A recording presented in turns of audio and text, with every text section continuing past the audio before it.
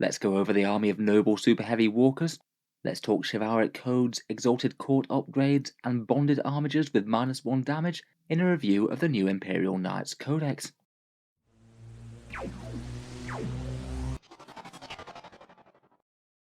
Hello and welcome back to Auspex Tactics, where today we're talking Knights, one of the last armies in 40k to get its 9th edition codex. There's only Chaos Marines, Demons and Guard left.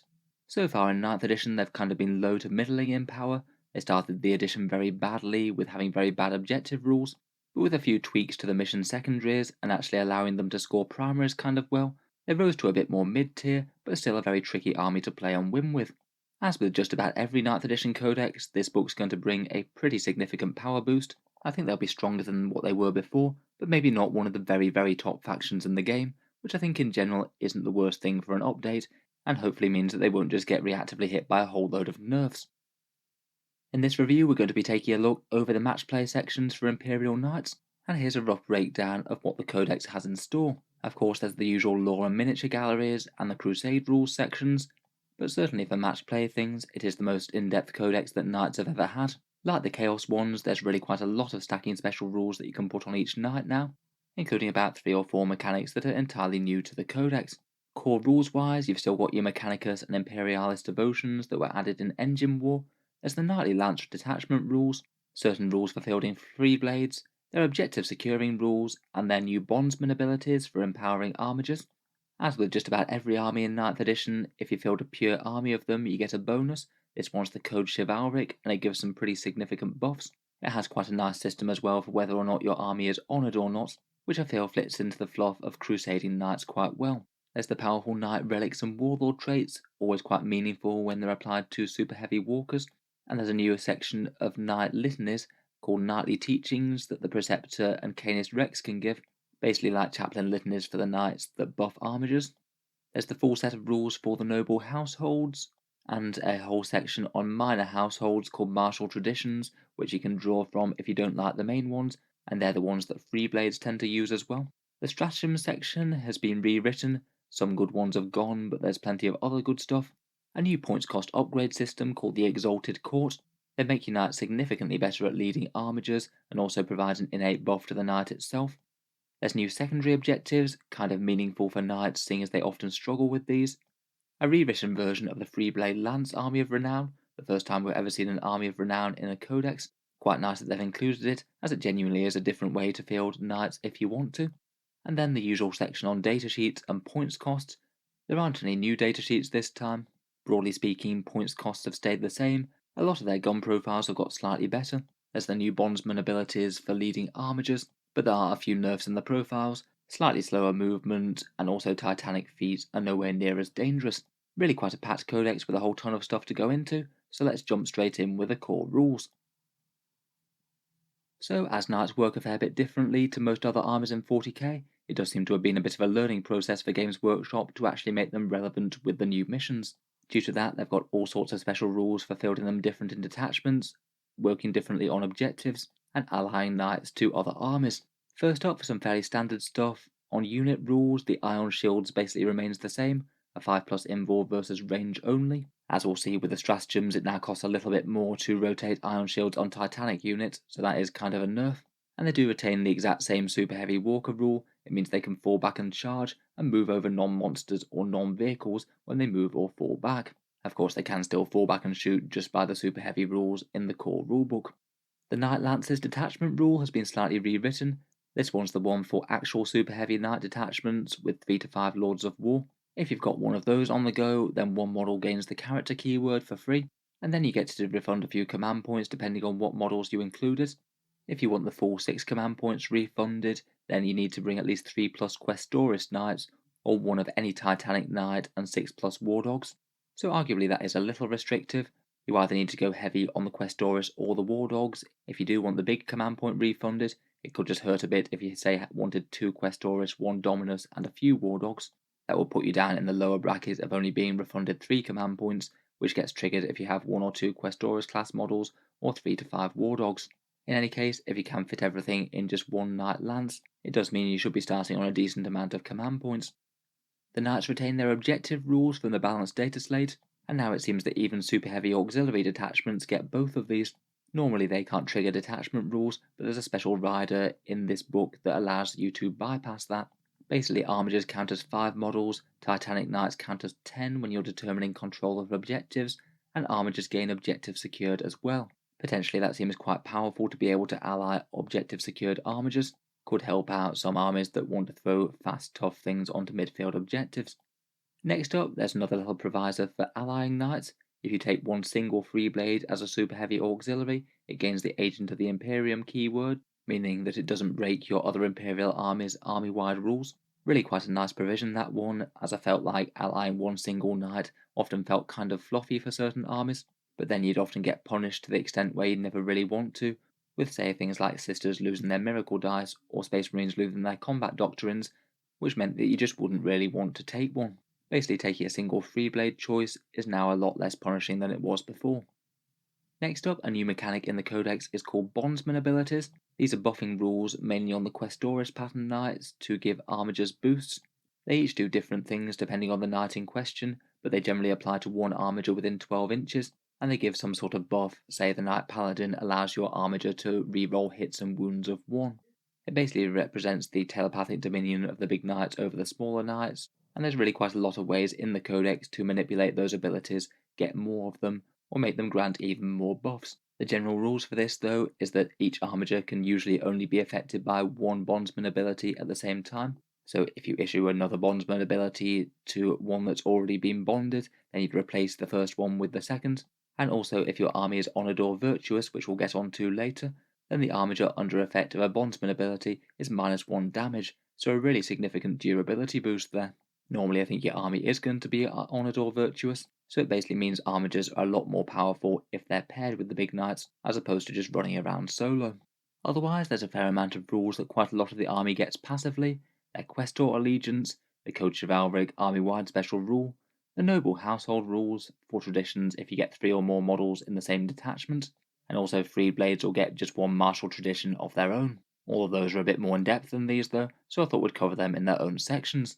In general though, just with army setup, it seems like the army is quite rewarding to you if you bring a mix of knights and Armigers, and it's quite nice that they gave the nod to just including a single knight as an ally to another faction and making that a bit easier if you want to. Next up, let's briefly mention the allegiance oaths. As before, when you have an Imperial Knight army, they either have to swear fealty to the Questor Imperialis or Questor Mechanicus, generally depending on whether you're more of a traditional crusading knightly household or one that's usually affiliated with the Tech Priest and the Omnissiah in some way. All knights have to choose one or the other, and Freeblades do still, but they don't actually get the allegiance oath here. They have to give that up for going their own way and doing things differently. There's quite a lot of choices throughout the rest of the Codex that are locked to either Questor Imperialis or Questor Mechanicus, but I do think that both of them actually have some fairly decent draws to them now. Previously, Questor Mechanicus just seemed pretty much flat stronger. Now I think you can make much more of an argument for either or. Interestingly, they also get very slightly different stubber rules depending on which one you choose. We'll cover that with the datasheets. In terms of the oaths though, if you have an entire Questor Mechanicus detachment, then each of the knights with the allegiance oath gets +1 wound or +2 wounds if you're a Titanic Knight, and on top of that they also keep the boost from Engine War, where they heal 1 wound on all knights in each command phase.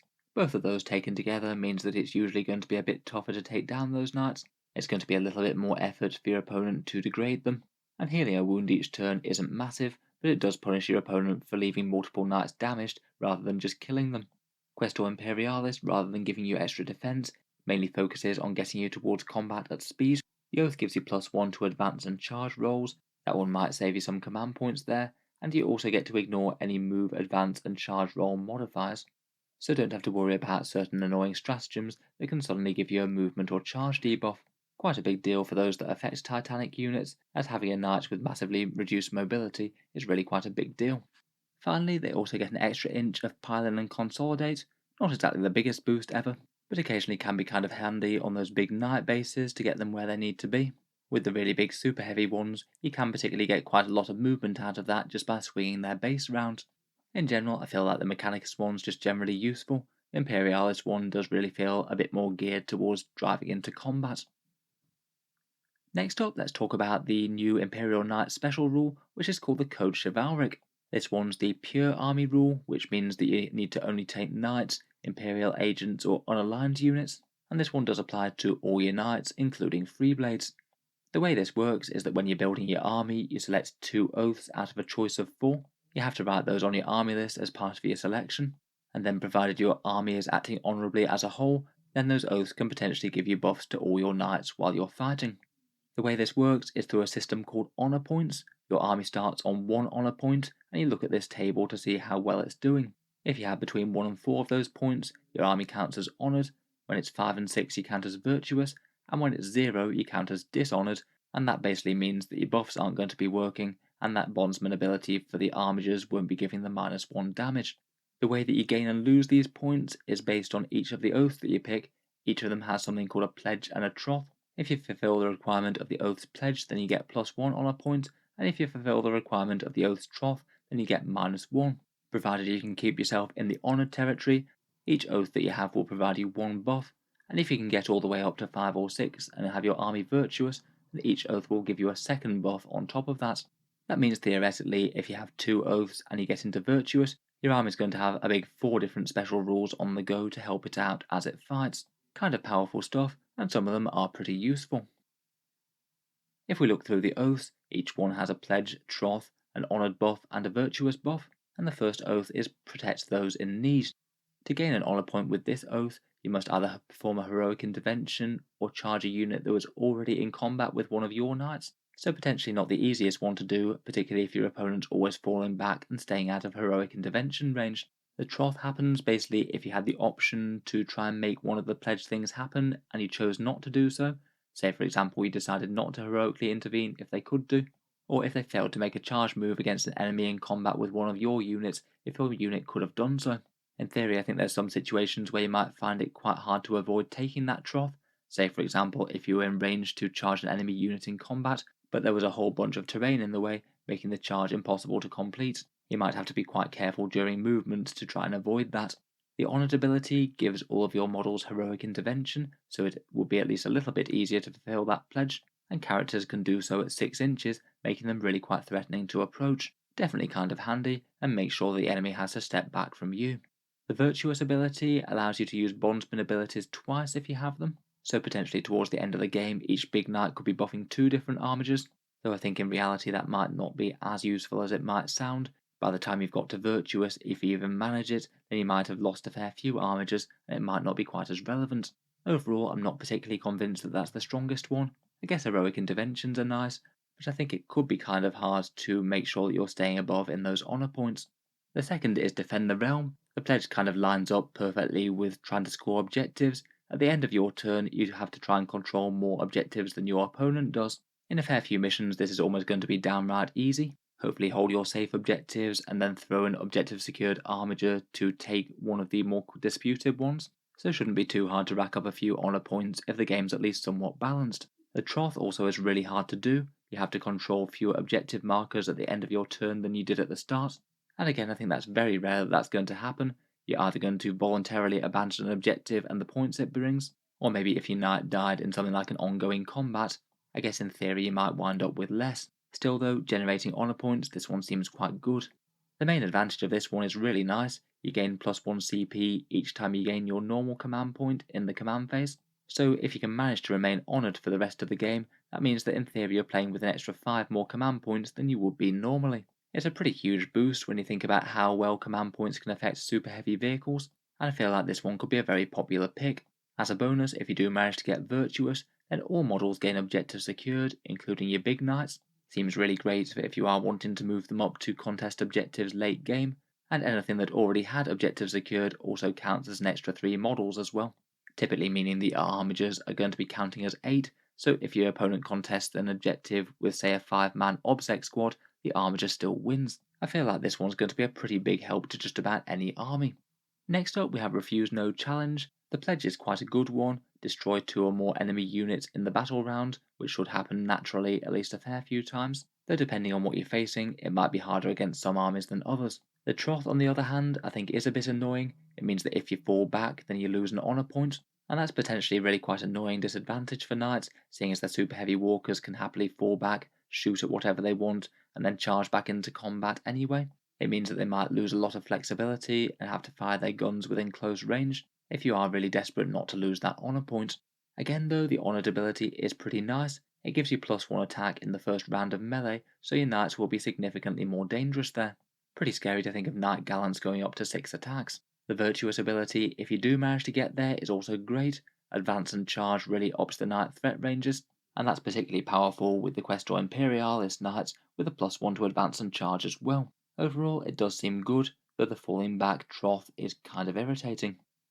Finally, we have Lay Low the Tyrants. The pledge to gain honour points is to kill an enemy warlord, character, monster or vehicle in melee. Again, it's going to be a lot better if you are building a mainly melee related Imperial Knights army. I'm sure you'll pick that up against most armies at least a few times per game if things are fairly even. The trough, though, is something that you could often take. If you don't destroy 2 enemy units during a battle round, then you lose a point. Particularly during battle round 1, where your opponent might be hiding a bunch of their stuff, this one might not be that easy to avoid taking. In terms of what it gets you though, the honoured ability is a good one. You get to reroll 1 hit or wound roll whenever your knights shoot or fight, so a nice little damage boost across your entire army basically. And if you do manage to get all the way up to virtuous, then once per battle round you get to change 1 advanced roll, hit roll, wound roll or saving throw to a 6 after you've rolled it. Could be really quite potent with any weapons that get special effects that trigger on a 6, but a lot of the time that could be just great after you've failed a saving throw against a high damage weapon. If you can just change that to tank it on an invul save and an automatic 6, then that's potentially a fair few wounds saved. Overall though, these oaths seem like really strong stacking buffs to put on your knights. I feel like most of the time you're usually going to be able to stay in the honoured area, and even if you lose a point here and there, it might not matter too much provided you are fulfilling at least a few pledges. I think that Defend the Realm for the extra command points, Refuse No Challenge for the +1 attack, and Lay Low the Tyrants for the army-wide rerolls all seem like really strong boosts, and I feel that in particular Defend the Realm combined with one of the other two should at least generate you a fair few points to make sure that you stay honoured for most of the game. In any case, it's a solid draw to running pure knights as opposed to souping. Next up, let's take a look through some of the main character upgrades for the army. First up, we have the powerful Imperial Knight Warlord Traits, a table of 6 of them, and you can buy them in for 1 command point for 2 extra knights in 2000 points. First up, we have Cunning Commander, which is kind of a bad command point farming one. You have a 5+ chance to gain a command point in your command phase, and even if the knight survives until the last turn of the game, which it might not, then usually you only farm around about 1 extra command point from this. I wouldn't really bother with this one to be honest, it's a bit underwhelming. Next up, Blessed by the Sacristans is a ranged boost. Ranged attacks cause 1 mortal wound on the wound roll of a 6, up to a maximum of 6 per phase out of a knight. Seems fairly solid on any knight packing a very large amount of shots. Something like a Crusader or a Castellan could do fairly well out of that. Next up, I think that Iron Bulwark will remain a very popular one. A 4+ invul save against ranged attacks is very nice, and particularly now it costs 2 CP to rotate Iron Shields on Titanic Knights, I think that's going to be even more useful than it was before. Knight Seneschal has been buffed a bit. Again, I think that this one was kind of already good. It makes your knight more dangerous by giving you +1 more attack, and has the added extra small buff of still counting as honoured even if your army is dishonoured as a whole, though hopefully most of the time you will still be maintaining to be in honoured. Landstrider is maybe a tiny bit less exciting. It gives you +2 movement, and when you roll advance and charge rolls, their dice are counted as a minimum of a 3. I guess it doesn't hurt, but it feels like it's a bit less use now that full tilt no longer grants you advance and charge anymore, so your threat range is a bit diminished there. Finally, we've got Revered Knight. It allows you to fight first in combat, though potentially useful on an army-wide level. It means that you start the battle with 1 extra honour point, but you do lose that honour point if the warlord dies. Both kind of helpful I guess, though fights first is typically a bit more used on ongoing combats more than anything else. This is the one that Canis Rex gets. Out of these, Iron Bulwark and Knight Seneschal both still seem very useful. Revered Knight and Blessed by the Sacristans both seem handy enough, and maybe Landstrider could be kind of good in something like House Raven, where the extra movement and more reliable advances could be pretty handy for laying down shooting where you need it. I think perhaps Iron Bulwark might be one of my top choices out of these though. Next up we come to Relics, and the Knight ones are really quite big and exciting as before. Similar to the Chaos Knight Codex, a lot of these are locked to either Questoris or Armiger pattern knights. Not really the best news for the Dominus Knights or the Cerastus ones from Forge World. First up, Sanctuary gives you a 4+ invul versus melee attacks. That's been improved from a 5+, but you can no longer rotate ion shields in combat to make it better. Still though, for a melee knight on the front lines, that seems like a really solid upgrade. Something like a Knight Gallant would probably really thank you for that. Next up, we have Ravager, a Relic Reaper Chainsword with +1 strength and exploding 6s to hit. If you're hitting on 3s, that's usually going to be about a 25% boost to your damage output. The extra strength is only going to be relevant in very marginal cases though. The Armour of Sainted Ion is again a good one. Questoris or Armigers can obtain a 2+ save from that, and it's pretty relevant with one of their combat stratagems which allows you to get +1 armor save. It means that against melee attacks you could have an effective 1+ save, meaning things even that AP -3 would be only saving on a 4+, potentially providing as much protection as Sanctuary against the right armies. The Helm of the Nameless Warrior is a Questor Imperialis one for Questors or Armigers. Melee attacks on a wound roll of 6 deal mortal wounds based on their damage characteristic, and the attack sequence ends. It means that, say, if you struck someone with a Reaper Chainsword and you happened to luck out and roll a 6 to wound, they'd take 6 mortal wounds from that, and they couldn't save them on invuls or anything. Perhaps a slightly swingy boost there, though I guess maybe you could combine it with the virtuous ability of Lay Low the Tyrants for an automatic 6 in combat that could allow you to guarantee punching through some mortal wounds. Would be pretty powerful if you could get that off on something like a Thunderstrike Gauntlet. The Helm Dominatus is a buff to Bondsman abilities. It basically means that you can use a Bondsman ability to affect an Armiger, and then that Armiger will be affected until the end of the game, or until the Questoris model is slain. I think that means that the Armiger will be able to move out of Bondsman range and that still be effective each turn, so perhaps a good one to throw on an Armiger before it goes off to meet its fate on the other side of the battlefield. And I think that it means that you could do that on an Armiger to do the same each turn, and you could potentially have a whole load of Armigers under your Dominion. Potentially quite a powerful one if you have loads and loads of Armigers and just one big knight then. Next up, Endless Fury has been toned down a bit sadly. The Avenger Gatling Cannon's profile is basically the same, but Endless Fury gets d6+12 shots and counts as an assault weapon. This is basically flat weaker than it was before, where 6s to hit granted you an extra hit. In general, you're averaging an extra 3 or 4 shots with that strength 6 damage 2 profile. The Bastard's Helm I think will actually be quite a popular one. This prevents one Armiger from using any Bondsman abilities, but does massively up his damage output, getting +1 to wound on all his attacks at range and melee, and can grant the same to another Armiger model. That really is a pretty awesome damage boost, meaning that you could have a couple of Helverins in the backfield wounding toughness 8 things on 4s, or anything toughness 6 or lower on 2s. Seems like it could be potentially very nice with Armiger Moirak's lightning locks as well. They'd be pretty effective against just about any target. Next up we have the Heart of Ion. This is a Mechanicus Questor Armiger model, and it sort of takes a leaf from the Chaos Knight book and allows you to take 1 mortal wound in the command phase, and it gives you +1 to your move, advance and charge rolls, and also grants one of your selected weapons +1 to wound as well. This would be really nice on something massive with relatively low strength, like maybe an Avenger Gatling Cannon, but the move buffs are potentially quite interesting as well. Along with a Knight Errant Bondsman ability, you could potentially have something like an Armiger average a charge of something ridiculous like 30 inches, if you did combine it with the new version of the Full Tilt stratagem. Just about any really big gun getting +1 to wound though really is good. Next up, the Paragon Gauntlet is the new version of the Thunderstrike Gauntlet. It gets +1 damage and extra AP on the strike mode. Thunderstrike Gauntlets all hit at damage 8 now and don't have any -1 to hit normally, so the main abilities of the Paragon Gauntlet have kind of been absorbed by the regular profile. But this one also has the very powerful upgrade of 6s to wound, ignore invuls too. That could be a really big deal and end certain characters' lives immediately. Traitor's Pyre is the new version of the Conflagration Cannon, +1 strength over its strength of 7 and ignores invuls. The invuls thing is only going to be relevant against certain targets though, as it is still AP -2, but against armies like demons that's going to be a really powerful boost. Call's Wrath is the new version of the Plasma Decimator. It can only be taken by Questor Mechanicus units, and again the regular profile of Call's Wrath has kind of been absorbed into the main gun, so it is really powerful now. The only upgrade that I can see that Call's Wrath does is that it doesn't overheat anymore, though this is a bit more of a big deal, as now when you roll a 1 you take 2 mortal wounds, not just 1. So unless you've got rerolls, in theory each time you fire, that could actually save you a decent amount of damage. Next up, Judgment, the Relic Stormspear rocket pod. That changes the damage profile of the missiles to damage D3+3, and it also gets to ignore line of sight as well, which could potentially give you a really powerful ignores line of sight weapon to finish off certain enemy units. You would be -1 to hit and the enemy will get +1 to your save as per the new barrage rules, but that still seems strong enough to be a really solid choice.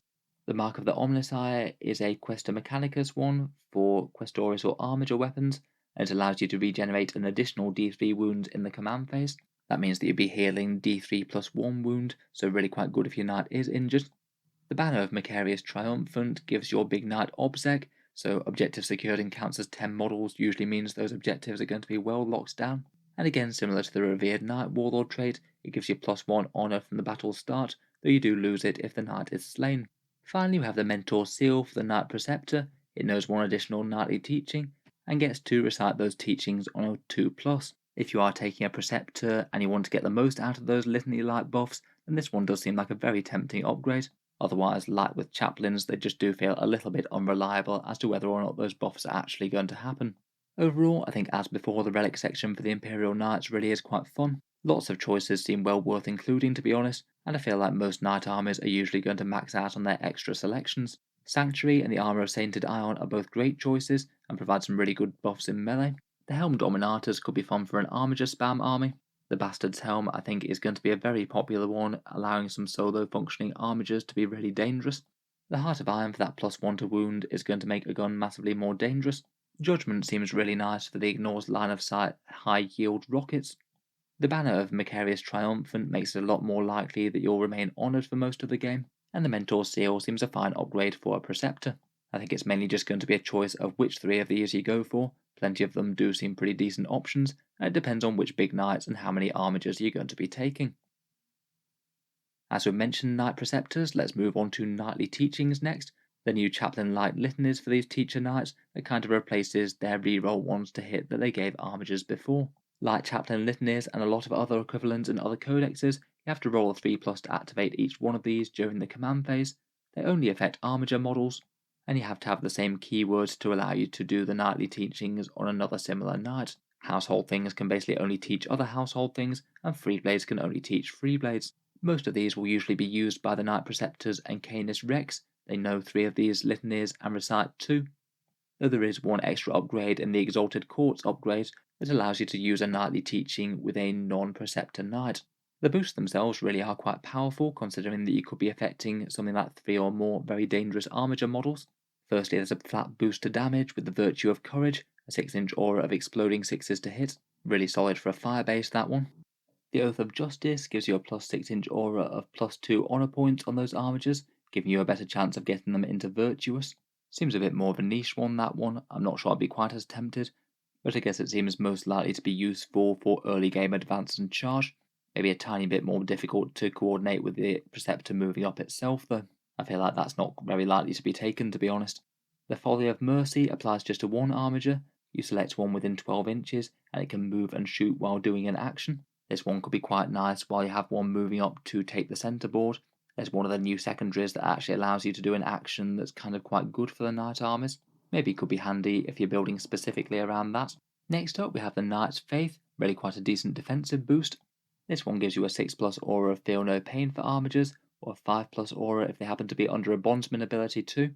Stats with -1 damage, that's going to make them terrifically annoying to remove. I feel like if all we want is extra damage and defense out of your Armigers, this one combined with the Virtue of Courage just basically gives you a much tankier and much more dangerous little squadron. The Warrior's Hope gives you one Armiger within 12 inches, an additional Chivalric code, but not the Pledge or Troth. I guess it depends on which one you've taken as to whether or not that's actually useful on one of your Armigers. I guess the +1 to hit one could be okay, or if you happen to be Virtuous it gets even more benefits. But overall, I don't really think that that one's that strong. You're going to have your 2 favourite oaths in play anyway, so this is likely to be the 3rd best. Finally, we have the Wisdom of Nobility. You put it on one Armiger within 12 inches, and when it's affected by a Bondsman ability, another Armiger within 6 inches of that can also be affected by the same ability. I guess this way you're having your Knight Preceptor work with another Knight to allow you to put multiple Bondsman abilities on lots of Armigers. I feel like maybe the only downside of that is that you have to commit 2 big knights into buffing the same squadron of Armigers, which might just mean that you're focusing your forces really quite tightly on the battlefield. In general though, I think most of them seem good. The extra damage and defense seems really powerful to me, with a fair few of the others maybe being good if you want to do a specific thing with a certain Armiger, like trying to get it massive extra movement onto an objective and maybe do the action on the centre one. Finally, for the main set of knight character upgrades, we come to the Exalted Court section. This one's a new set of upgrades for Imperial Knights in 9th, which kind of harks back to a 7th edition formation of Imperial Knights, giving a bunch of knights different ranks within a knightly household. The way that this is realised in 9th edition is as points cost upgrades, and you can give these to any Questoris or Dominus pattern knight character, perhaps the main limiting factor being how many knights you can put the character keyword on, which I believe would normally be 3. You get 1 as standard from the Knight Lances rule, and then you can buy up to 2 more in if you buy Warlord Traits for other knights, basically meaning that the other members of the Exalted Court will already have a Warlord trait of some sort, and then they get this buff on top of them, making some very stacked knights with some interesting combos. You can't give these upgrades to Freeblades unless they're in that Freeblade Lance Army of Renown formation, which we'll get onto later. There's a table of 10 different traits with their points cost, though really it's 2 lists of 5, one of which is for Questor Mechanicus, and one of which is Questor Imperialis. A couple of the traits have a bit of overlap. You basically get 3 things for these points cost upgrades. First up, it makes your bondsman abilities go twice as far. If you're a Questoris Knight and have a bondsman ability, you get to use it to affect an additional Armiger each time you use it. As those boosts are quite powerful and can also mean -1 damage, that's a pretty solid boost just in itself. There's one normally passive ability that's a boost to the Imperial Knight itself, and then there's one conditional buff called a Noble Exemplar ability. You only get this one if your army isn't dishonoured, and usually this is a way of making your bondsman abilities be even more powerful. So in theory you could have one of these Exalted Court Knights giving 2 Armigers a bondsman ability, including the passive buff on the datasheet, the Noble Exemplar ability here, as well as the -1 damage that you just get as standard. It's a pretty crazy amount of things to be stacking on your mini knights. First up, let's take a look through the Questor Imperialis ones, and take a look at what they do. They all have a fun title for their role within the knightly court. First up we have Master of Justice for 30 points. This one grants your knight an extra Imperialis martial tradition. The martial traditions are usually the ones that you can give to Freeblades or minor houses, so it basically gives you your choice of a mini trait to stack on top of your noble tradition. There's a fair few interesting ones here. You can get +1 strength to your ranged attacks within 18 inches, a +1 to hit versus monsters and vehicles, and a couple of interesting combat buffs. Definitely a fairly powerful upgrade, probably pointed about right at 30 points. The Noble Exemplar ability basically gives you a free stratagem on an Armiger under its bondsman ability once per game. Could be something like mortal wound impact hits on the charge, or a reactive strike to losing one of your knightly characters and the Armiger firing back. High Monarch is 45 points, and this one must be a nominated Warlord. His passive ability is that whenever you gain an honour point on a 5+, you gain an extra one, giving you a lot more chance of making rapid progress towards Virtuous. And his Noble Exemplar ability is that the model's bondsman abilities apply to all Armigers within 6 inches, so potentially quite powerful to get some nice buffs on a whole raft of mini knights. Potentially powerful, though is a little pricey at 45 points. Next up we have Monarch's Ward, which is 35 points. This one seems like a potentially interesting and pretty disturbing one, to be honest. If this knight is within 3 inches of a friendly character, then enemy units can't shoot the character unless it happens to be the closest target. I guess in theory that could mean that you could protect a really valuable knight that's walking up the field and force the enemy to shoot all their weapons at this knight. Maybe this guy could be one with the 4+ invul save against ranged attacks, and perhaps other defensive buffs besides. The extra boost to the bondsman ability is okay, though not outstanding. It means that you also get fights first on your Armigers nearby. Not too bad, but a little bit niche as to when it comes up. Next we have Gatekeeper for 35 points. This one makes a knight excessively tanky while it's in your deployment zone. When the enemy attacks it, unmodified wound rolls of 1 to 3 always fail against it, so kind of transhuman physiology for a knight. And its Noble Exemplar ability also grants +1 toughness to Armigers on objectives. It seems like this one is the one just to have one knight standing at the back, laying down a whole load of firepower. Maybe it could be kind of nice on something like a Knight Castellan or something. You'll make a fair few heavy weapons pretty unhappy. The extra toughness on Armigers really is very nice as well. Again, that one being combined with the -1 damage thing makes them a lot more tanky than they normally would be. I guess you'd have to have it on a Questoris chassis to use that though. Finally we have Herald, the cheapest at 20 points. This allows a bit more flexibility of positioning with the bondsman abilities. Knights within 9 inches of this Herald are allowed to use their bondsman abilities on any Armigers within 9 inches of the Herald, so potentially the Herald could relay the call to an Armiger a fair way away. The Noble Exemplar ability though I think is really good. It grants a 4+ invul save to Armigers under this model's bondsman ability. A very nice defensive upgrade, stacks well with the -1 damage again, and it doesn't say anything about that 4+ invul only applying to ranged attacks, so it makes your Armigers massively tougher in combat. Never mind the relaying orders thing, this seems pretty excellent just for 20 points to give that boost out. Out of these, I think most of them are at least fairly interesting. I'd say perhaps the Herald one is maybe the single most points efficient one, but I would argue that all the rest are fairly solid for the points, maybe with the sole exception of the High Monarch one weirdly enough, which I think for 45 points I think is pushing it a bit. The honour points thing is a bit unreliable, and the bondsman within 6 inches is all very nice, but you will be able to affect at least 2 Armigers anyway. Onto the Mechanicus ones next, and the first one is Princeps. This one must be your Warlord, so it's sort of the equivalent of the High Monarch one. It only costs 35 points though, and it again allows you to gain an honour point on a 5+ each time you generate one. But interestingly, instead it allows you to apply one bondsman ability to a Questoris Knight rather than an Armiger, which can potentially allow you to stack some pretty powerful combos.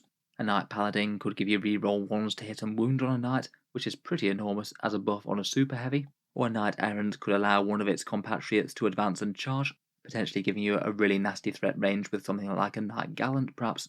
Unfortunately, it doesn't give you the -1 damage, as that's locked to Armigers only. Kind of an interesting one, though it does kind of depend on your 2 Questoris models remaining both alive.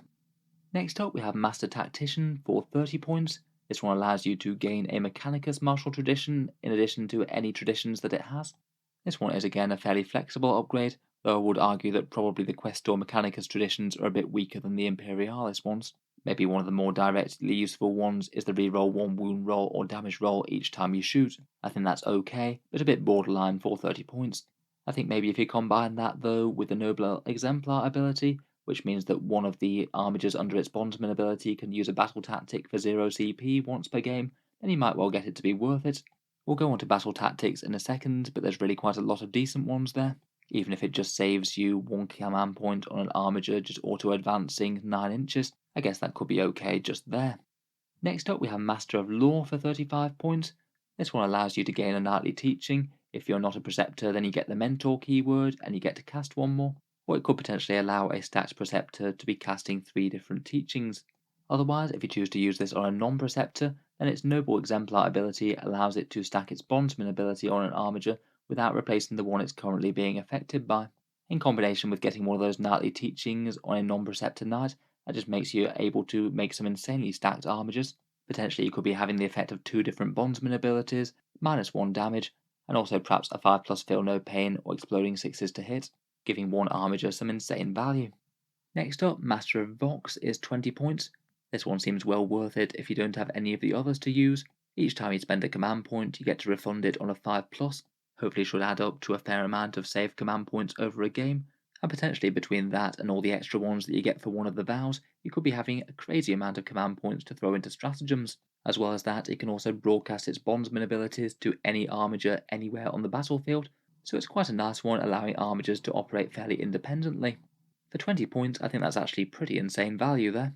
Not having to worry too much about positioning is a really big advantage, and farming a bunch of command points into the bargain is amazing for 20 points.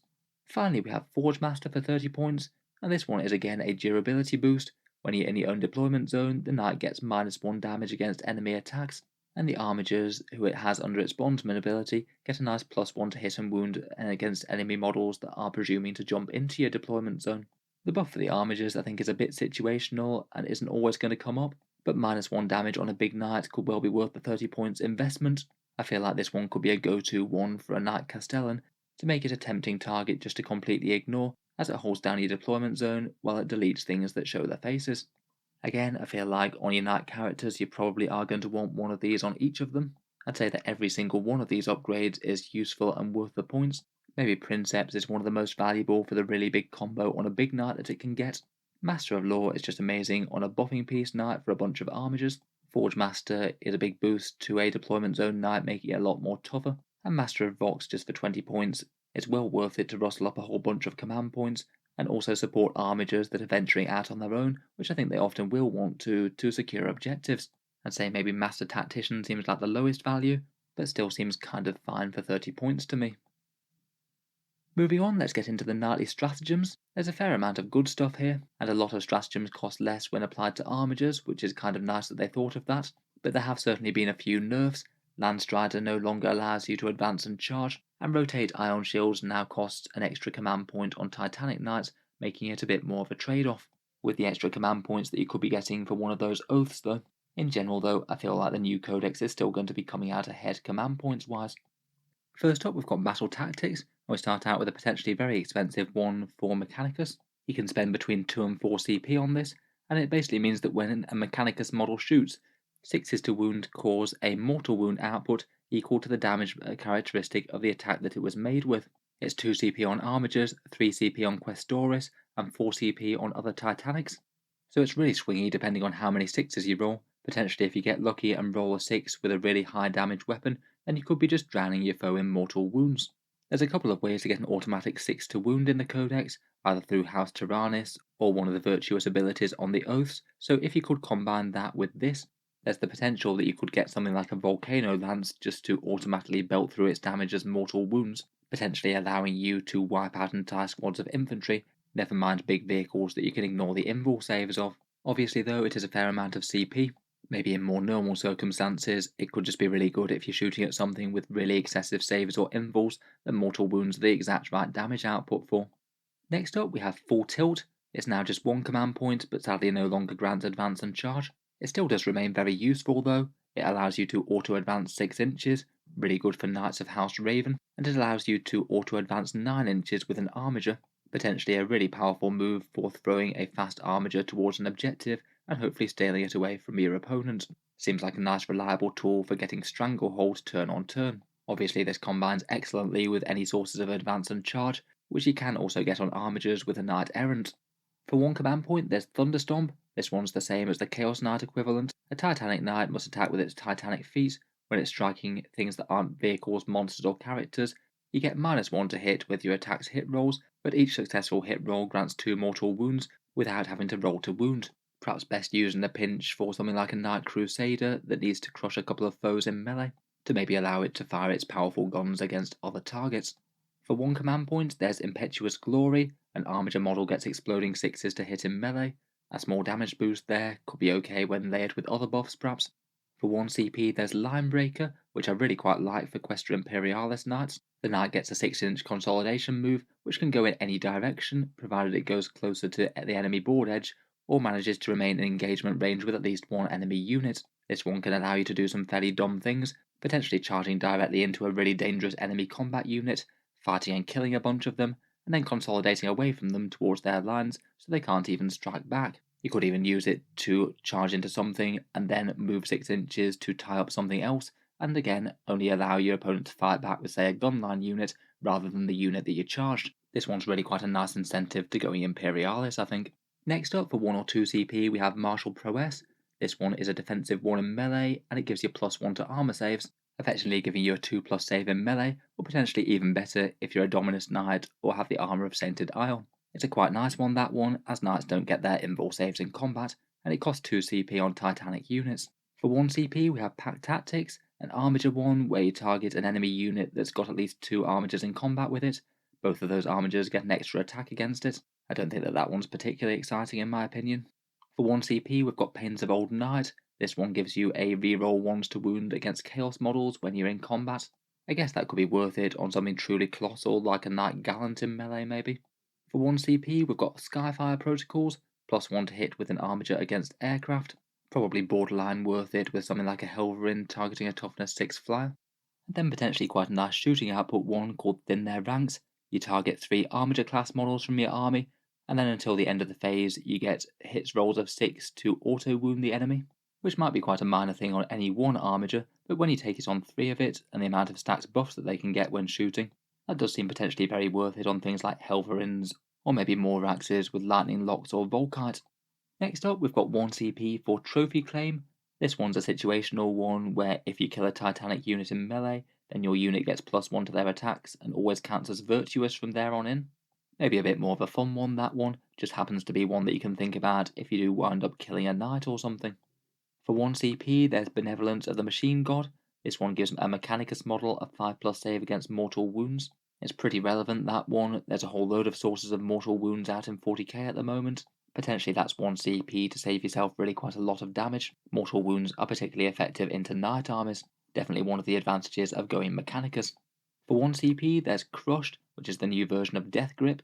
When you're attacking with a Thunderstrike Gauntlet against a target, you roll off with your opponent, and you get to add +1 to your roll if you're higher strength than they are. If you win the roll off, then your attack ignores invul saves, and I guess the target is often going to be quite likely dead. Not many things can tank a hit of damage 8, but if you lose the roll off, then the damage output becomes 0. This one's a potentially nice one to trigger when you're targeting an enemy character in combat with a high invul save.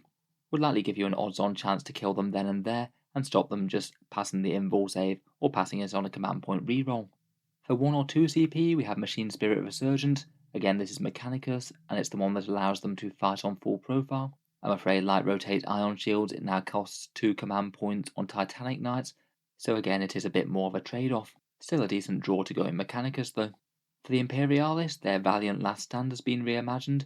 It's now a fairly standard fights on death mechanic for a Questoris Imperialis model. Like similar stratagems in 40k, they can only trigger it if they haven't fought already this turn, so they can't use it to fight twice, but it means if your opponent charges into one of your knights and kills it in melee, then there's a fair chance that you go down swinging hard with a whole load of damage.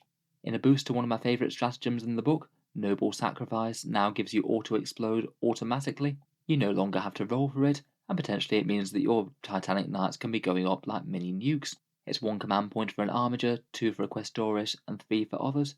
If it's a Dominus unit that's been destroyed, they get to explode 3d6 on a 4+, and the big knights will still douse any enemy units in range with d6 mortal wounds each. Seems pretty much an auto use if you do have a big knight die somewhere in the midst of the enemy army, and it is only 1 use per game. For 1 CP, we have Recount the Virtues. This one's one for the knightly teachings, and it means that if your knight hasn't recounted one of its litanies in the command phase, it can auto-pass one in a different phase. Kind of handy if you need to move to get a certain buffing ability on position on a certain knight, but even it can just add reliability. Say you've got the knight upgrade that just has the 1 teaching from Mechanicus, that could allow that 3+ litany to auto-pass if you're willing to invest the CP. Finally, for epic deeds, we have for 1 command point Survivors of Strife, another interesting little defensive boost for an Armiger model. You can basically give Armigers transhuman physiology, where wound rolls of 1 to 3 automatically fail, which is very nice in combination with all the other defensive buffs that we've already mentioned for them. Against most things wounding it on 3s, I guess it would have about a similar sort of effect to rotating ion shields. Moving on, we have Requisitions.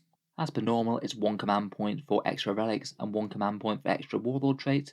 You can use these twice each in 2000 points, but unlike the last version of the book, only the warlord trait upgrades actually grant character to your knights now. Giving them relics doesn't give that anymore. The other option here is Revered Paragon. For 1 command point, you can give a model a 2nd warlord trait, potentially giving you a very stacky knight indeed. I guess in theory that could be 2 warlord traits, a relic and an Exalted Court ability, never mind all your chivalric oaths and everything like that.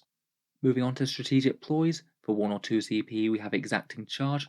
This one's the same as a Chaos Knight one, where it's mortal wound impact hits. You roll 4d6 or 6d6 if you use it on a Titanic model, and each roll that equals or exceeds the enemy toughness deals 1 mortal wound. Maybe a particularly good one if you're charging into something with toughness 3. Howling Banshees and the like aren't going to thank you for that. Like a lot of them, it costs 1 command point for Armigers, 2 CP for Titanics. For 2 CP, we have a Squire's Duty. This one allows an Armiger to fall back, shoot and charge. I guess this one depends on just how well positioned one of your Armigers is. If it's in the right spot to cause havoc, then that one could be really nasty. For 1 CP, we have Flanking Maneuvers. This one allows a couple of Armigers to jump off the board. They have to be greater than 6 inches from enemy models, and within 6 inches of one of the board edges, and they go into ongoing strategic reserves. If you want Armigers in strategic reserve, this could be a potentially way to get them there a bit cheaper. Deploy them far back and activate this turn 1, and then pop up later. These sort of things are also kind of handy late game, when you might want to be getting to grips with enemy units hunkering down on objectives. For 1 CP, we've got Storm Striders. This one's a nice one for your Titanic model to step on some enemies as it moves over them. When you move over an enemy unit in the movement phase, you get d3 mortal wounds on a 3+, or d6 on a 7+. You get to add +1 to the roll if your enemy's got 6 or more models, or 2 to the roll if you're targeting something with 11 or more. I kind of feel that that's pretty low yield for the damage output. I feel like that one's going to be pretty niche. For 2 CP, we've got Defiant Fury. This one's an interesting one for one of your knight characters getting destroyed. It allows 1 Armiger to shoot at the end of the phase, targeting the unit that killed it, and that burst of fire is extra nasty as well, as it gets to reroll hit rolls against that target until the end of the battle. It'll be situational and opportunistic. but in theory that's really quite powerful. Being able to deal surprise damage in your opponent's phase sometimes could cause a load of disruption. If that unit shot your knight to death and was going to go on to charge something, then you might be able to whittle them down before that even happens. For 1 CP, we've got Point Blank Barrage. This one allows you to shoot with blast weapons while you're in melee. I guess it could be handy if you've got that vow where you don't want to fall back. The downside is though that any hit rolls of 1 cause a mortal wound to yourself due to a bit of danger close. Likely still worth it though if it's going to be the difference between getting off damage with something like a thermal cannon. Finally, we're onto Wargear Stratagems. For 1 CP, we've got Chain Sweep with the Reaper Chainsword or the Reaper Chain Cleaver of the Armiger Warglaive. In the new book, the Reaper Chainsword has a sweep attack where you can make treble the amount of attacks and they all come in at damage 2. The way the stratagem works is that you'll be able to make an extra attack with that profile, so a Reaper Chainsword will be getting 4 attacks per regular attack that the knight had, and the Armiger's Chain Cleavers will be getting 3. The downside of this though is that you can't re-roll the hit rolls for any reason, so it doesn't stack with certain buffs out of the Imperial Knight Codex, but it does stack with plenty of the others. If you're fighting a bunch of elite infantry, then that's actually a pretty reasonable damage boost. Next, as I mentioned, the new version of Rotate Ion Shields gives you a 4+ invul against shooting. It costs 1 command point on Armigers still, though it's now 2 CP on Titanics. It's still going to get used for that nice extra durability, though it is a bit more painful too. I think it makes that Ion Aegis Warlord trait extra valuable on Titanic Knights, as it means that you'll save CP by not having to use this. For 2 command points, the new version of Ion Aegis is the one where the Dominus Knight protects nearby things. Previously, it was giving a 5+ invul save to any Imperium units.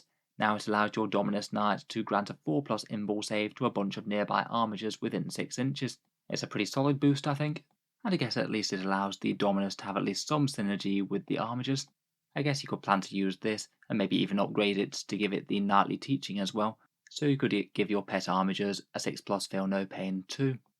Finally, for 1 CP we have Hurled Wreckage, taking one of the Thunderstrike abilities and making it into a stratagem. Now if you kill an enemy vehicle, then you get to choose an enemy unit within 9 inches. If you roll a 3 to 5, you give it D3 mortal wounds, and on a 6 you grant 3. Typically this isn't really going to be worth it for the damage output, other than the sheer fun factor of saying that I just threw this tank at you, but I think it could potentially be kind of useful for when it's actually done. If it makes the difference between finishing off a key enemy unit right at the end of your assault phase, then it could well be worth it to destroy something that could be very hard to kill next turn, or might even potentially hit you back hard if it's say something like a big vehicle on a wound or 2 left. Perhaps not very reliably useful, but situationally so. Overall, I'm genuinely quite impressed with the Knight Stratagem section. It is a bit painful having a couple of old favourites go to 2 CP, but I think that having more options really does help out. I think some of the staples will be full tilt to get that massive 9-inch advance for Armigers. Linebreaker seems awesome on Questoris Imperialis, hit a unit then run away before you can get hit back. Martial Prowess for +1 to saves in combat I think will get used a lot, as it actually gives you a meaningful defensive buff there. I think Machine Spirit Resurgent and Rotate Ion Shields will still be good, although they're a little bit more expensive. I really like both Valiant Last Stand and Noble Sacrifice to give you a bunch of damage on death, and the 1 CP Transhuman on Armigers gives you yet another layer of defense to stack with all the other ones that you have. Add that to a bunch of whole other small situational damage boosts and things, and I think it's a pretty strong stratagem section, particularly as Knights can potentially access a whole bunch more command points than they would be able to normally, between things like that Mechanicus traits to farm command points and the vow that allows you to get an extra one each battle round. It's really not impossible that you might have a knight army with something like 22 command points to play with, obviously lessened a little bit by anything that you chose to buy in pre-game like Relics or Warlord Traits. Next up we come to the reimagined rules for the noble households. As with the previous codex, we've got 9 main ones, 5 for Questoris Imperialis and 4 for Mechanicus. To gain the household tradition and activate the buffs, then you need to have 3 non-Freeblade models within the same detachment, which I think, unless I'm reading anything wrong, should still apply to auxiliary support detachments with 3 Armigers in them. If you don't want to use one of these main noble households, then you can use a single martial tradition, sort of the minor household buffs that just get the 1 trait and nothing else. And within an Imperial Knight army list, you can potentially designate a knight as a Freeblade. They won't get any synergy with your other noble household models, and they do give up their Questor Allegiance Oath, so say the +1 to advance and charge for Imperialis, but instead they get to choose one of the martial traditions from the lists, which I guess could potentially be a decent way to tailor one knight to doing a specific task. Maybe say if you had a dedicated firepower knight, then choosing one that would amp up its guns might actually help a bit more if the household that you've chosen is a largely melee one.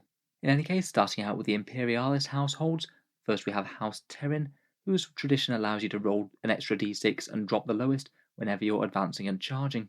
Combined with the Imperialis of getting +1 to advance and charge and ignoring movement modifiers, these guys are really going to get where they need to go fast, and it should mean that they're reliably making some very long charges indeed. Particularly with budgeting a command reroll, it could be fairly reliably hitting 9 or even 10-inch charges.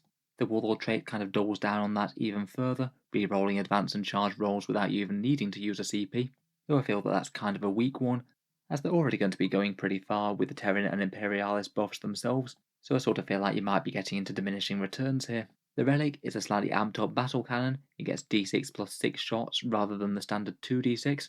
Normally that's going to mean an average of an extra 2.5 shots, so a bit more than a third better on that one gun, I suppose.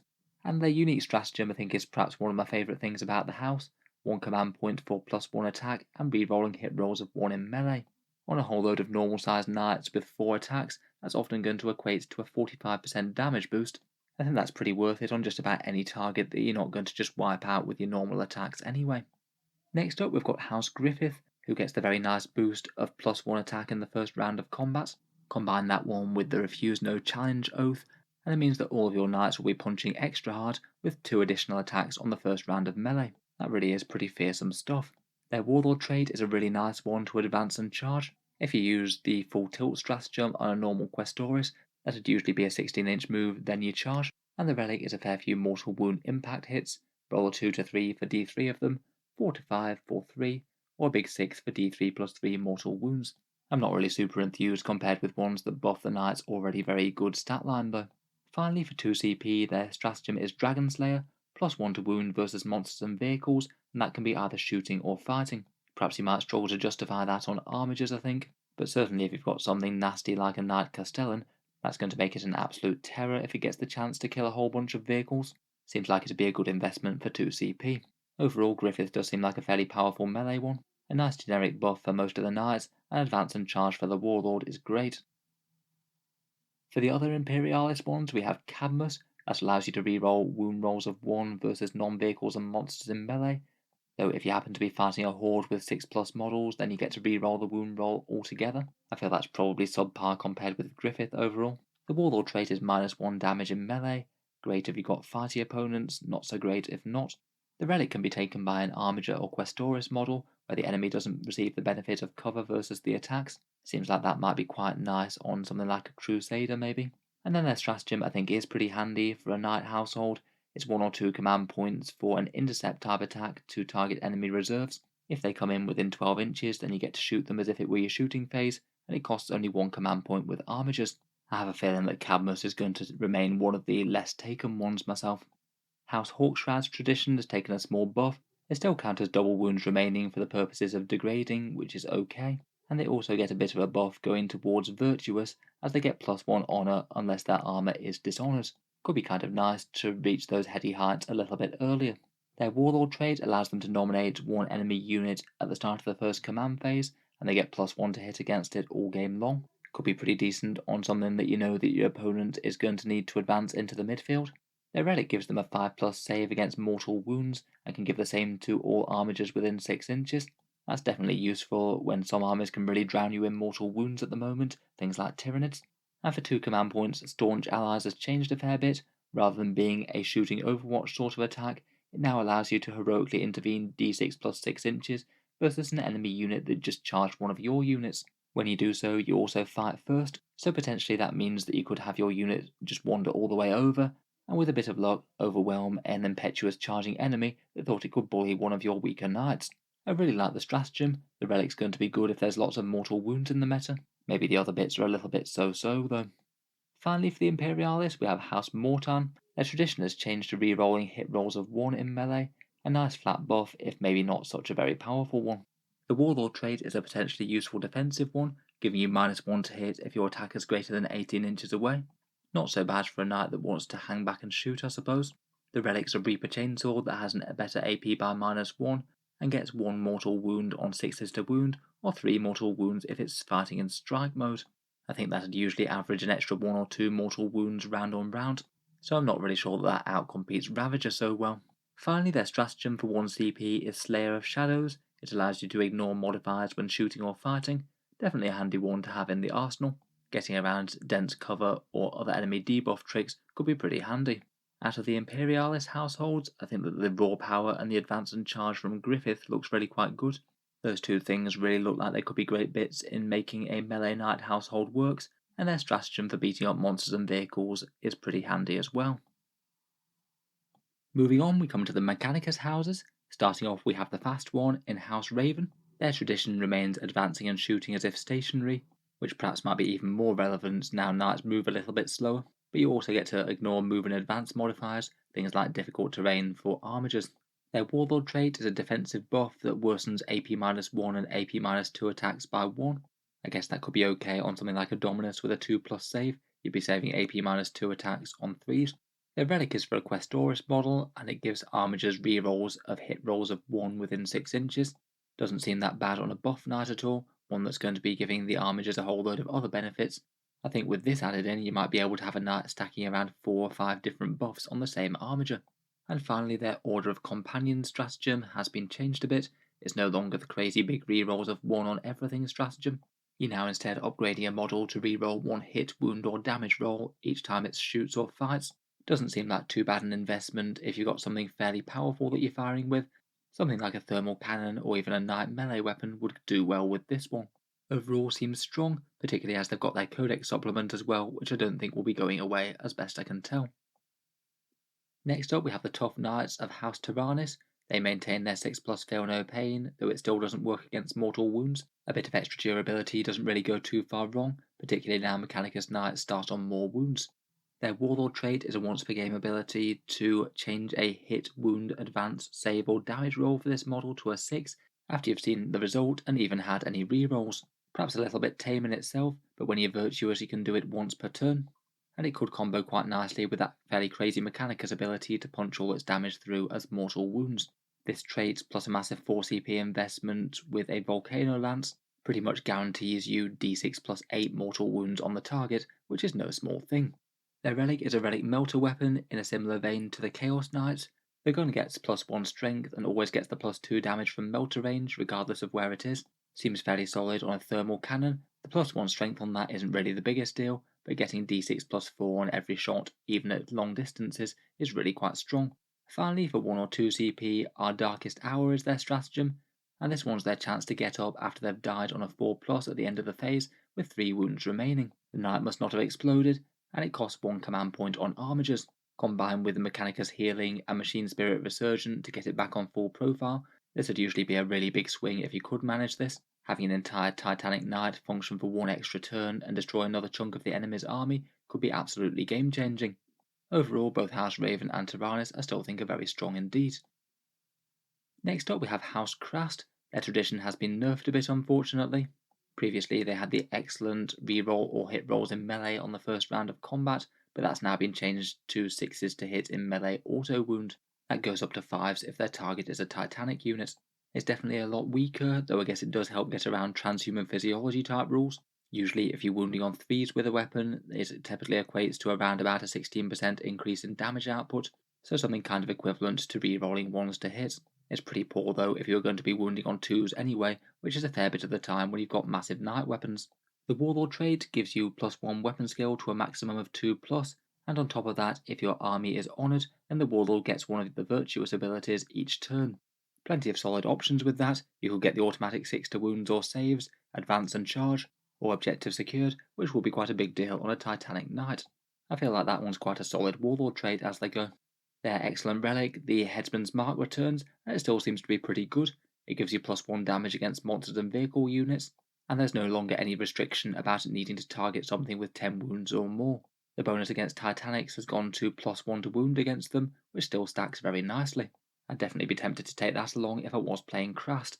Finally, their stratagem is Controlled Aggression. This one gives them +1 attack and improves the AP by -1 in melee. And what's more, it can either affect 1 Titanic Knight or 2 different Armigers. Quite a solid little extra offensive boost there, particularly if you're tangling with something with very high saves. Finally, we come to House Volker, the shooty one.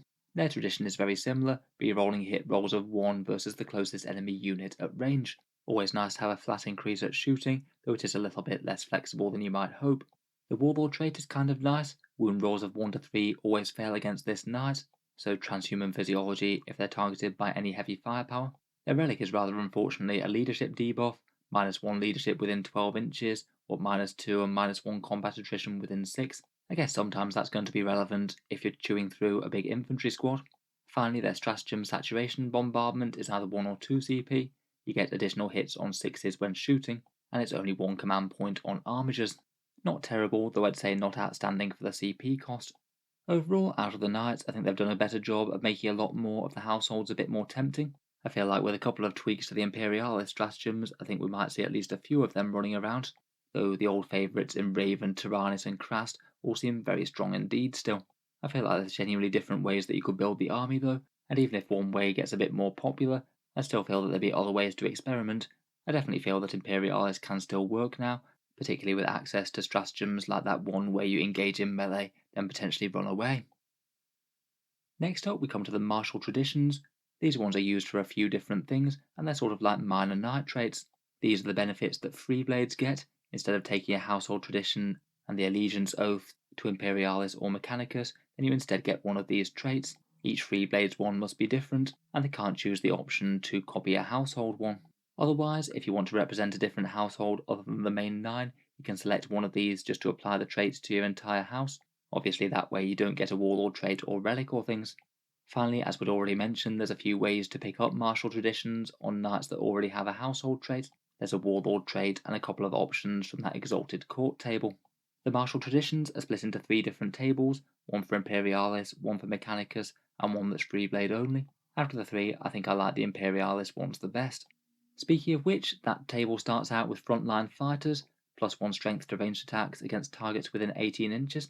That one seems really solid on certain knights, particularly good on Armigers maybe.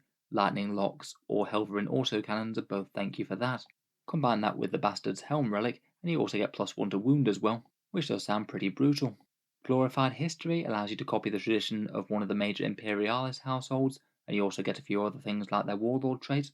I don't think there's any real reason to take it competitively compared with just counting as the actual standard house. I think it's just there for fun and fluff purposes. Hunted of Beasts really skews you into killing vehicles and monsters. It gives your entire army +1 to hit against them, both at range and in melee. And as a bonus, you also get +1 damage against Titanics. And finally, if you took Lay Low the Tyrants, then you get an additional +1 honor from killing monsters or vehicles. It's definitely a powerful one, but it's only powerful against certain enemy armies. I guess it just depends on whether you're likely to see vehicles and monsters everywhere in the meta or not. It's not going to help you at all against popular infantry armies. Next up we have Noble Combatants. This one's a bit weirdly worded. It says if you're not using sweep or smash attacks, every attack that did not inflict damage generates an additional attack. It's genuinely worded a bit ambiguously though. I think it's got a typo that needs fixing in some way. I suspect what they're trying to word is that if you use strike attacks then you get this buff, but you don't use it if you're using your chainswords to sweep through the enemy. If that were the case, then it would be a massively significant melee buff, really good on Armiger Warglaves in particular I think. It'd make them monstrously dangerous against medium infantry. I guess we kind of need to wait for the FAQ for that one though, to see exactly how it's supposed to function. In theory though, if it does work how I suspect, which is strike attacks that don't succeed to inflict damage generate an additional attack, then even against something as simple as standard Space Marines, that would usually give you around about a 50% increase in your damage output. It's pretty huge considering the other Imperialis benefits that you can get, and I think that this could genuinely be one of the stronger ways to run them, if and when they FAQ. Next up, Paragons of Honor allows you to gain a 3rd Chivalric Oath, including its Pledge and Troth. I guess that one's okay if you want to go really big with those things. I suppose in theory you could have the extra attack, the command points, and the rerolls, though I guess you would have to be pretty careful about managing your honor points and not be making too many Troths. If you could get Virtuous with that combo though, then that would be a whole load of buffs. Finally, there's one called Strike and Shield, which means that unmodified hit rolls of 1 always fail against them in melee, and they also ignore AP-1 in combat too. As a defensive buff, I guess it's okay. It will genuinely irritate most melee armies quite a lot, but if you happen to be fighting an army where all the anti-tank is ranged, then it doesn't really change much. Out of those, I feel like Noble Combatants is probably the strongest. Maybe Frontline Fighters could be interesting as well for a weird Imperialis ranged build. Moving on, we have the Questa Mechanicus traditions. Blessed Arms gives all your weapons a +6 inch range. Pretty handy for anything that was slightly lower range in the army, I guess. Thermal cannons, now they're only 30 inches, I guess we'll quite like that. It also changes the Cognis heavy stoppers that your knights carry into moderately dangerous weapons as well. They become Assault 6 weapons instead of Assault 4, and also AP-1 rather than AP-0, so one of those will now actually become a moderate threat to an enemy infantry unit with only 1 wound. Fealty to the Cog allows you to copy a Mechanicus household trait, so you could steal Ravens or Crasts for example. Honoured Sacristans gives you +1 save against damage 1 weapons, not useless but also not the weapons that are most likely to be turned against your knights for the most part. The really efficient stuff is almost always going to be multi-damage. Machine Focus allows you to reroll 1 wound roll or damage roll per unit when you shoot. Arguably this one could kind of rival Volker just if you wanted pure shooting damage, and it seems particularly good with any really strong weapons, maybe things like Armiger Warglaive thermal spears. Steel Sinewed Aim gives you +1 to hit when you're shooting within engagement range, really not strong enough to be good enough for an entire household tradition I think, and Unremitting means that blast weapons count their target as having double the number of models for the purposes of determining how many shots they get, and again that doesn't really convince me that it'd be worth it even if you are using absolutely loads of blast weapons. Overall I don't think any of those really outcompete the standard Mechanicus Knight houses, and giving up a tradition plus the extra wounds and things that you get for Mechanicus seems kind of unlikely to be worth it for a Freeblade either. Finally, we get onto the Freeblade traditions. You can't have a household of these, they're just random ones that you can give the Freeblades. Overall, they do feel a bit on the lackluster side. Last of their line allows you a bonus against hordes, you get to reroll hit rolls against units with 11 plus models, though Armigers can do it with units that have 6 or more models in them. I feel that most of the time that's going to be underwhelming and too niche, but just throwing that randomly onto a Armiger Moirax with the lightning locks could actually be quite good. Rerolling all hit rolls could allow you to fish for more 6s, and just create an absolutely dedicated knight to melting big infantry squads. Mysterious Guardian allows you to turn up from Strategic Reserve 1 round earlier than normal. If you can bear to pay the CP cost of putting a knight in reserve, that one does seem quite good. It means that you guarantee an alpha strike with a knight, and potentially in a fairly good position as well. Maybe a bit more realistic on an Armiger where it only costs 1 command point to put them in Strategic Reserve. Peerless Warrior allows you to use an Epic Deed stratagem for 0 CP once in the battle. That could be something like Machine Spirit Resurgence, Valiant Last Stand, or Noble Sacrifice to auto-explode. Plenty of reasonable ones that you might want to use on that one there. I guess maybe it could be kind of fun on a Gallant that you're going to throw to its doom. Finally, Mythic Hero counts as 2+ for Honour and Chivalric abilities, hopefully giving you a better chance of getting Virtuous, and it wouldn't be Dishonoured even if you went down to 1 point.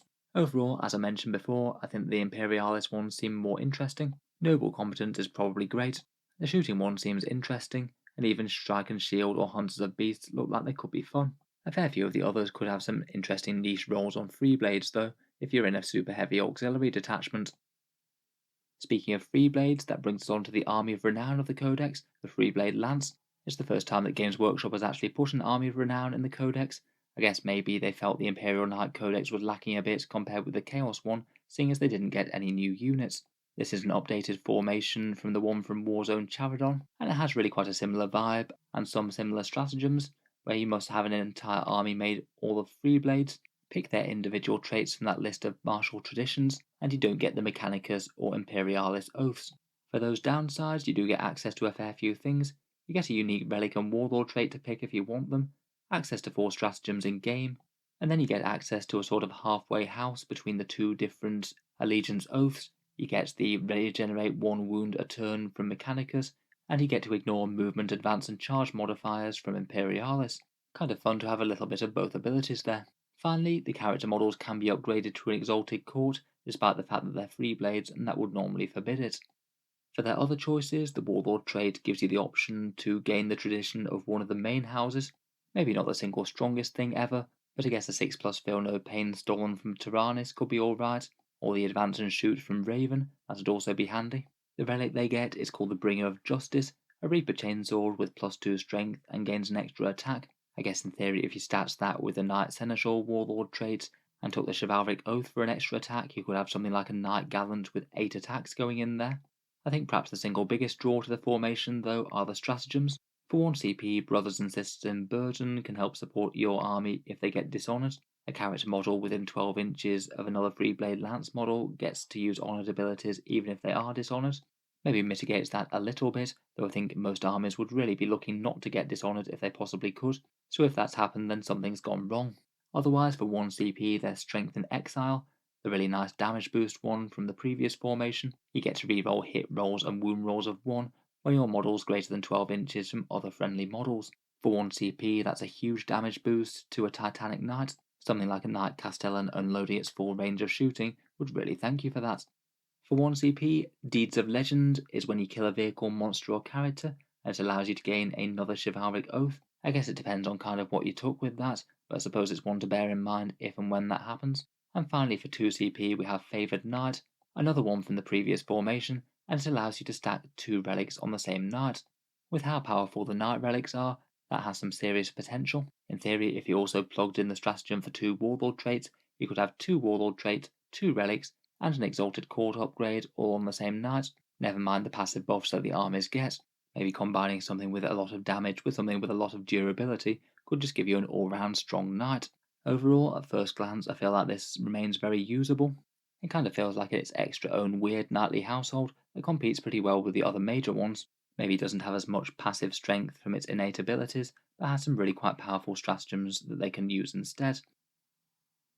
Before we get into datasheets, let's talk secondaries, a really very important section for the Imperial Knights who have kind of been struggling with them since 9th edition came about.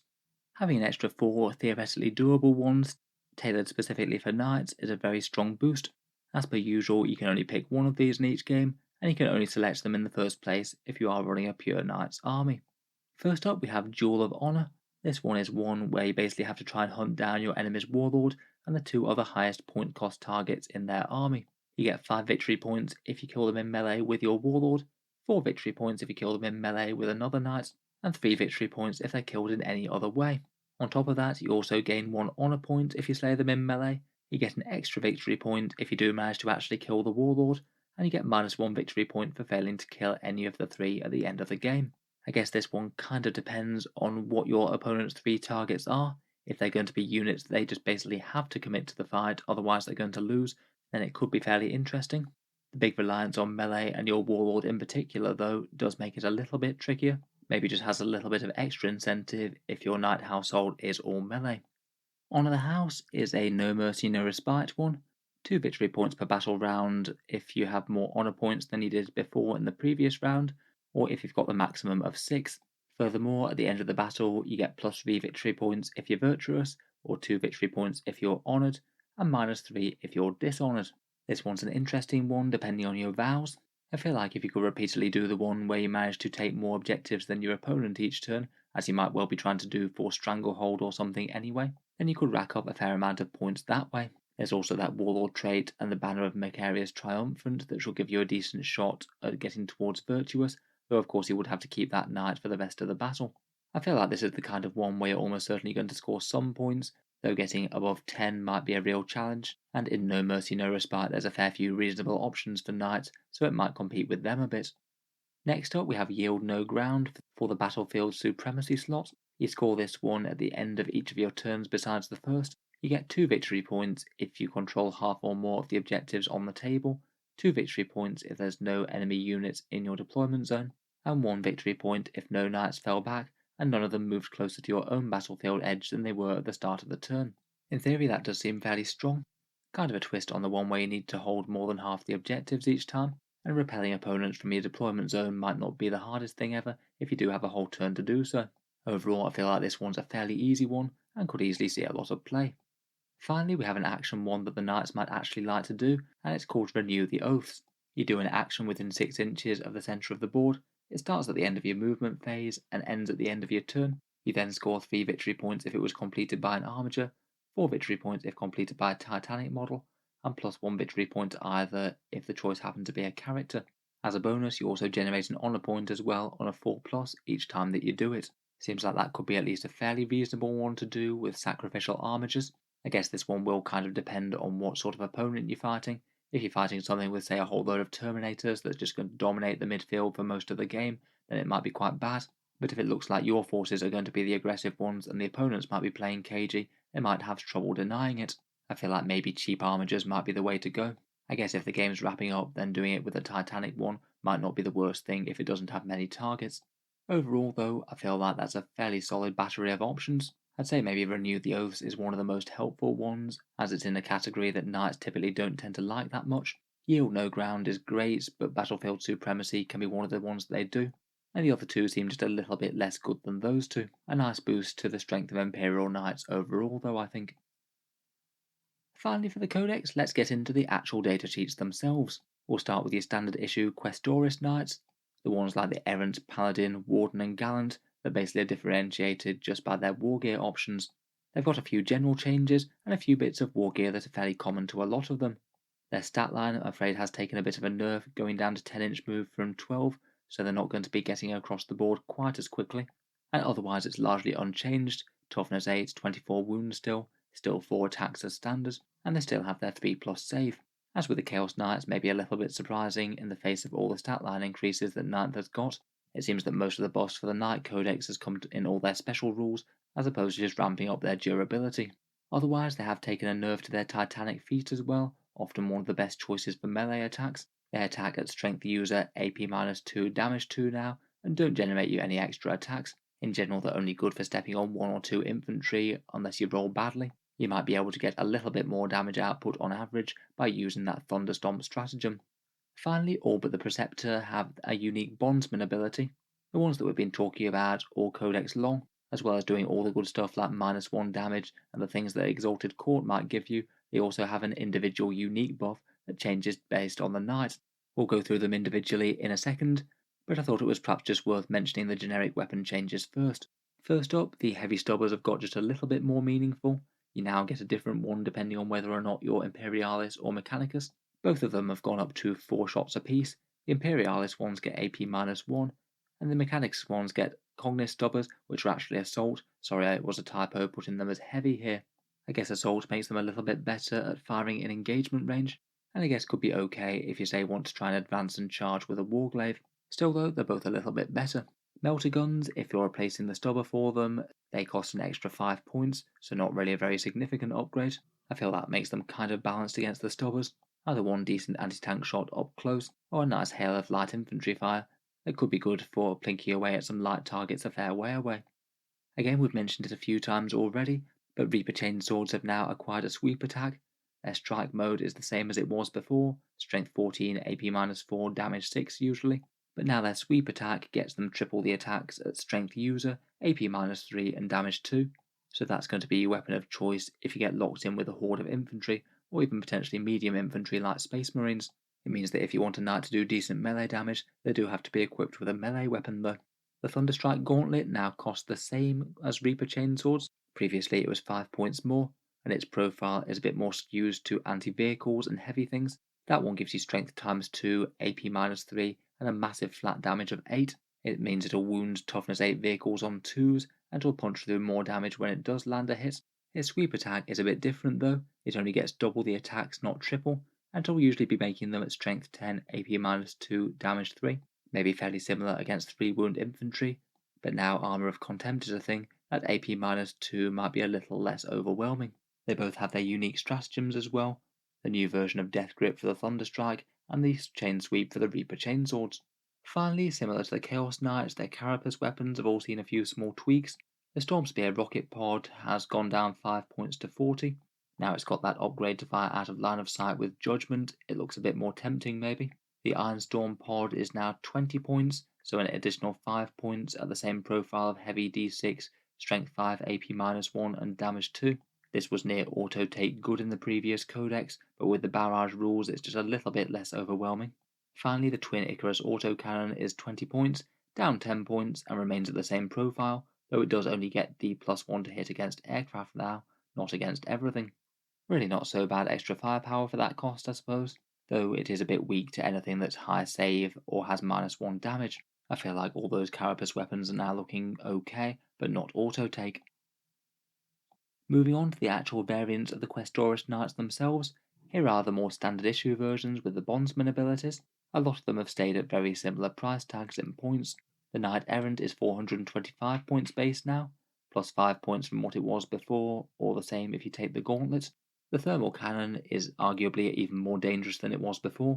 It's lost 6 inches of range to 30, but it's now heavy 2d3, so more shots, strength 9 and AP minus 4, and now it's damage d6 plus 2 all the time, going up to d6 plus 4 if you're within half range. It's fairly powerful stuff, to be honest. The old one was still very good. If you aim this at a toughness 7 or 8 vehicle with no invul, you now average around about 10 wounds out of the thing, though obviously it is very swingy. On top of that, the Bondsman ability is a really good one. In the command phase, it allows one Armiger within 12 inches to advance and charge. With the full tilt stratagem, that's really quite exciting. That's a potential 21-inch move and then charge, easily able to jump over to your opponent's deployment zone and get to work. Out of any of these, I think you could easily make the argument that the Errant might well be the strongest Questoris chassis. Next up we have the Knight Paladin, which is now the exact same at 425 points base. For some reason it cost 25 points more than the Errant previously. As well as taking a solid points drop, it's also got its battle cannon upgraded as well, going up to a flat damage of 3 rather than d3. Generally it looks like a fairly solid all-rounder, a little bit more efficient against hordes than the thermal cannon, and I think its Bondsman ability is again one of the better ones. You get to nominate your one Armiger, or 2 if you're an Exalted Court, and they get to re-roll hits and wound rolls of 1. Normally that's going to be an extra nice plus 35% damage output, never mind whatever other buffs you have going on. Again, I feel like the Paladin is looking fairly solid. The Knight Warden has gone up 5 points to 435 points base. The Avenger Gatling Cannon remains exactly the same. It still gets the bonus Heavy Flamer thrown in, though I think that the Warden will be quite sad at Endless Fury being toned down a bit. I think the Bondsman ability is a bit less use. It makes an Armiger count as 10 models for the purposes of objectives. Definitely not the worst thing, and makes it even harder to take objectives from those guys. But being OBSEC and 5 models is already quite good going. This is only going to swing it in certain circumstances. The Gallant is the cheapest of the Knights at 400 points base, unchanged from before. This is the only one that retains the 12-inch move, so it does go a bit faster, and it also retains its weapon skill 2+ and 5 attacks from before. It is the dedicated melee one.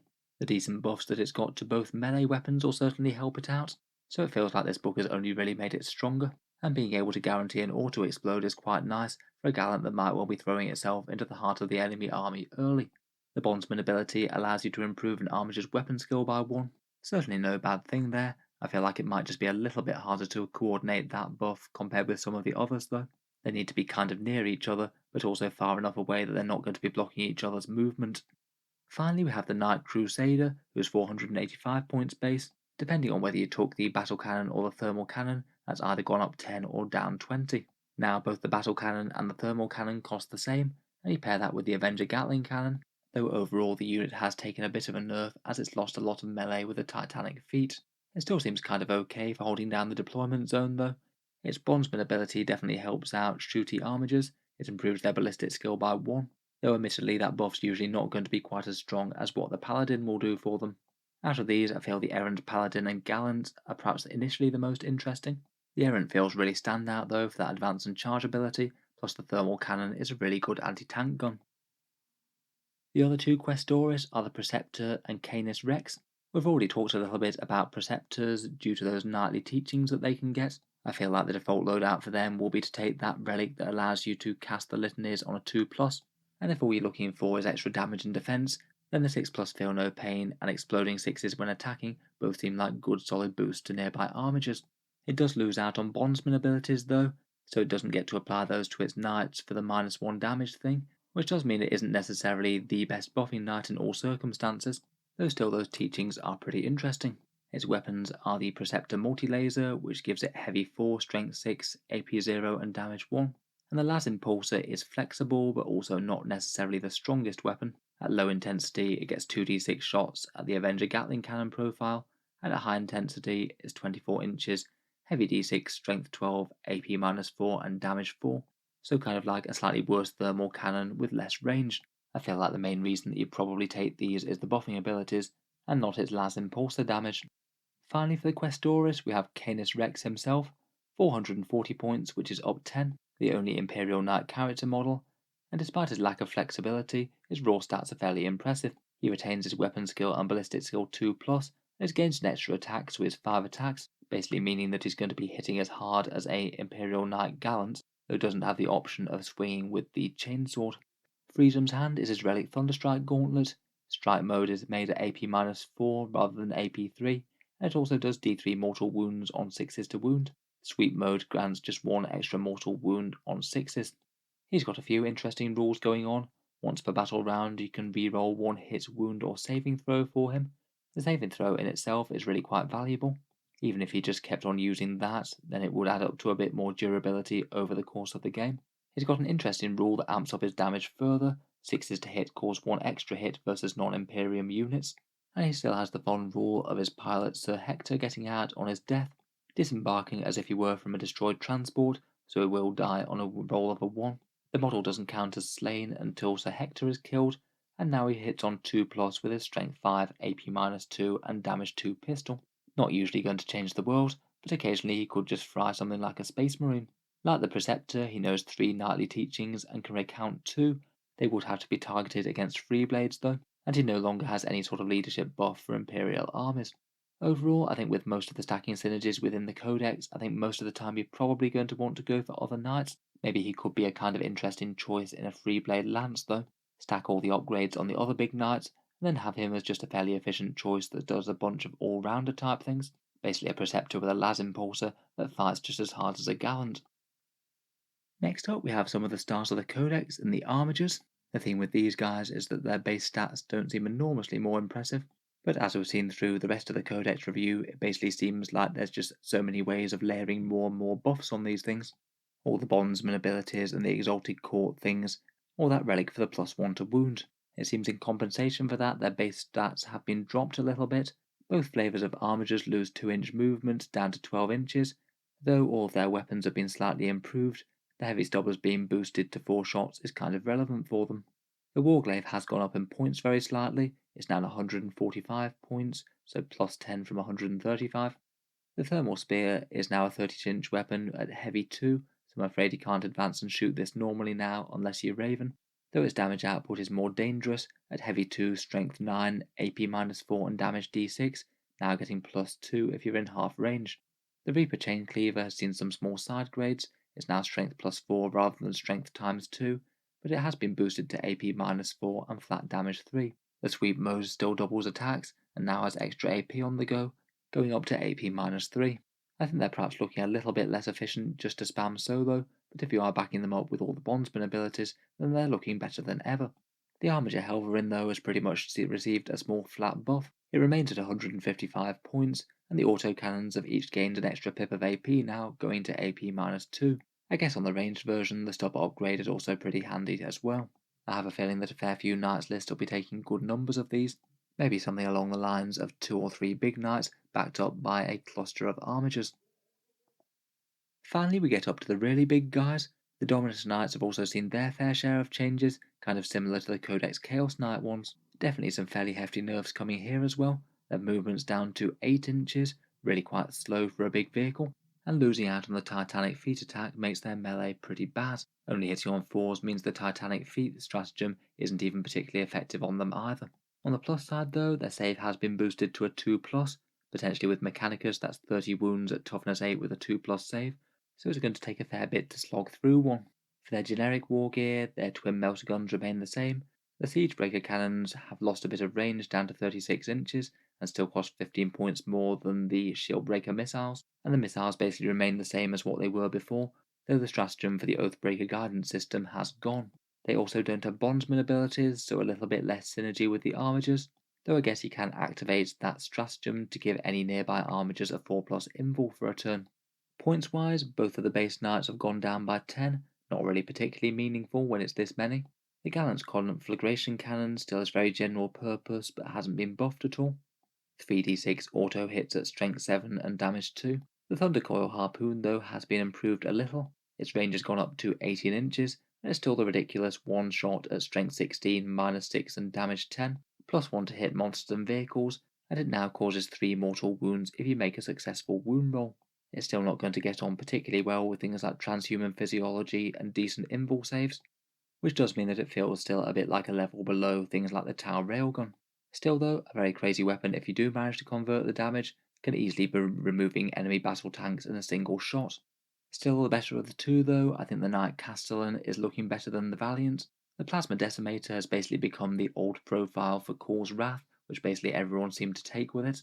Strength 8, AP-4 and damage 2, and going up to strength 9 and damage 3 on your overcharge, though now overcharging is actually something that's somewhat risky, as hit rolls of 1 deal you 2 mortal wounds to yourself.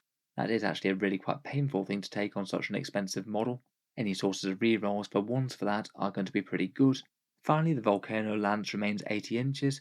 It's now dropped to only heavy D3 shots, but its damage output has been massively increased. It's gone up to strength 16, AP minus 5, and damage D6 plus 8.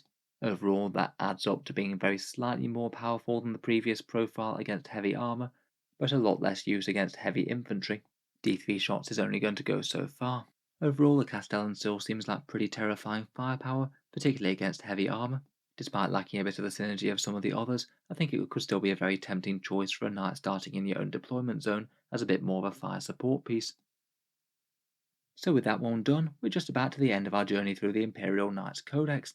Overall, as with all the 9th edition factions, it does really seem to be a solid upgrade on the previous. There's a few things that have been mildly toned down, things like Titanic feats, some of the stratagems, and losing a touch of movement, but for the sheer amount of stacking abilities that you can put on these guys, I think that the positives are going to far outweigh the negatives. The big knights still seem to have plenty of options that can just make them into damage powerhouses. There's a fair few options for getting things to advance and charge across the board. The Armigers can potentially be affected by something like 4 buffs at once if you position them in the right place, and the new secondary objectives combined with the current knight scoring rules seems really nice, and should hopefully add up to giving them another fairly easy choice in game. I still think they're probably going to be an army that's a little bit more difficult to command than some. Aside from the Armigers -1 damage thing, they haven't really gained a massive ton of durability in this new codex. Certain armies taking really high damage weapons like Tau railguns or storm surges still seem that they're almost guaranteed to ruin a knight's day, as do just crazy amounts of mortal wounds coming out of things like say the new Tyrannid Psychic phase, though maybe that's a slightly bad example as it tends to wreck most things. I'm certainly looking forward to trying out some Imperial Knight combos though. Should be fun to see how all the potentially strong options on paper stack up in practice. I'm sure I'll be doing a fair few more Imperial Knight videos on the channel in the future. At the very least, a look at some army lists, a review of the knight households, and perhaps a tier list of the unit options. I feel like there's plenty more to talk about. If you've enjoyed the video, feel free to subscribe to Auspex Tactics, where I'll certainly keep the regular 40k stuff coming. And if you have been enjoying all the stuff on the channel, I would just like to mention that Auspex Tactics does have a Patreon page, which is how I can afford to do really quite long videos like this really quite so regularly. Making the Codex reviews does take an enormous amount of time and effort, and if you have been enjoying a fair bit, any support is enormously appreciated. The Patreon page does have a few other advantages, seeing certain videos early, regular votes to see what sort of things come next on the channel, and automatic entry into the regular prize giveaways with a chance to win some really big model kits each month. If any of that sounds good to you or you'd just like to help support, the link is down in the video description. In any case, a massive thank you for listening, and I'll hope to see you guys next time.